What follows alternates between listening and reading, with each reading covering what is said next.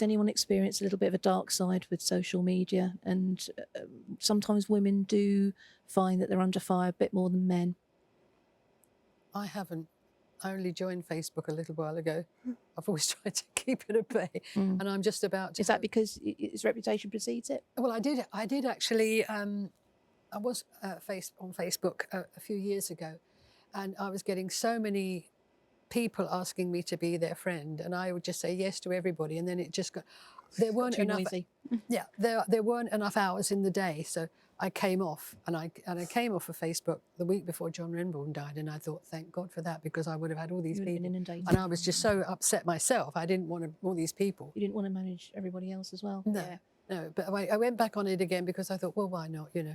And my daughter and my future son-in-law are just sorting out my website. I've never had a website before. I'm going to have my own website. Whoa, excellent. Coming out soon. Yeah, brilliant. Marjana?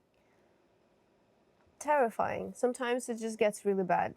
Really? Yeah. People, I don't think they know that there are borders to what they can do online, because they're not aware that we are there to read what they're writing. And sometimes they're just like thoughtlessly sending you private messages thinking that, yeah, she's probably not going to read it anyway. And with like saying stuff that why would you want me to read that? And I had like a lot of situations with like stalking that some of them lasted for years and years, and people just refused to give up. And it's really difficult to handle sometimes. And it kind of becoming a bit easier because I kind of embrace the fact that I can just ban everyone. Absolutely. Which is a very good part of social media. But also when you ban them, they become really angry, and then they show up on your gigs, and then that's just very disturbing. Do you think it would be the same if you were a man?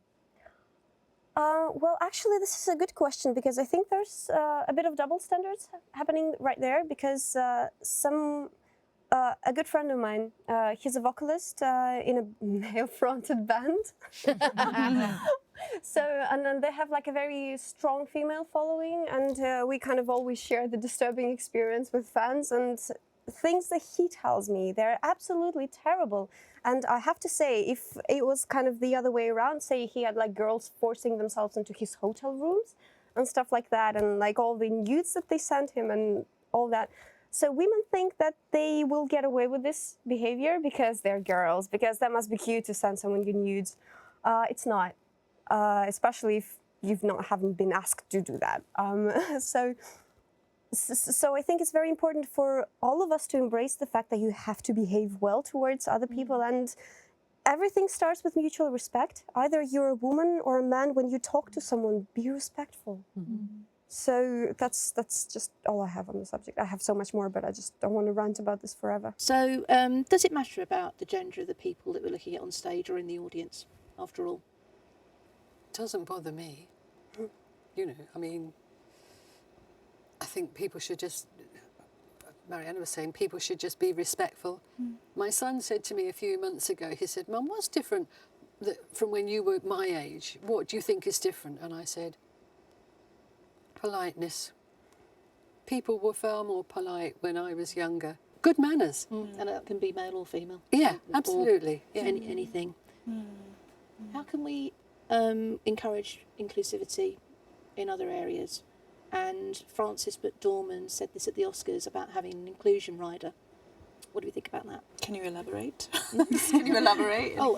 When she said inclusion rider, she's meaning people from different backgrounds, races, genders, non-binary, so on and so forth. Is that something that we can embrace as well? I think in terms of gender, I think it already is. I actually sit on the Musicians Union Live Committee as well, and seemingly more and more festivals and venues are actually vetting whether the bands have female singers. Oh, sorry, we can't book you because there aren't enough female players in your band, or oh, sorry, we're only booking female artists now because there's the female quota. It's quotas. Yeah, yeah. I don't really agree with quotas. No, well, I think the bands have got to be booked on merit, but we do want we do want to change things, don't we? I do think, from my point of view, I'd like our festival to go really well because the festival is a good one. not because I happen to be involved and I have ovaries and Joe doesn't. I just think it's more insulting for the intelligence of the women who are working in the industry to only be there because they are, as you say, filling a quota, in the same way that we have people of every race working on our staff, and they have been selected because of their abilities. I haven't got a tick box that I'm working my way through, because I think that's incredibly offensive to them. Having said that, is that because we've now got to the point where people have accepted, certainly in our country, we have less fewer problems in that area, and the general populace have decided, as they should have done, that we shouldn't judge like that. But then, have we got there yet with gender? And so is that do we have to go through that until it becomes more normalised in the industry that we're in anyway? I think we're in a time of flux where the balancing is still cooking, and I think we're going to find lots of frustrating situations that we have to go through before everything sort of settles down. You know, you need extremes, don't you, to set the scales level. But it gets things noticed and talked about for a start. Absolutely, but it's frustrating, like you're saying, for yourself. You're doing something that is seen as being really different, and so you're at the moment going to have to be that different person, flying the flag for a while until there's more and more women doing what you're doing. And I don't think it's a bad thing. I think the press that we have received because I am a girl doing this is really positive, because then the generation behind me, which makes me feel very old, sorry, but the generation behind me, my sound engineer is at least a decade younger than I am, and it thankfully doesn't cross her mind about whether she should enter the industry or not. But that's because she is able to have that choice. She doesn't necessarily think about the fact that she is allowed to vote now. She doesn't necessarily think about the fact that she is allowed to have certain careers, because it's been filtered out of our system. That's right, it takes But the time. only way that it has got to that point is because it was forcibly put into the system. So, as you say, are we in this situation at the moment where we are having to force it so that it becomes a normal part of society? Sure. So I've got a final question. What can women bring to prog that men can't? Jacqui?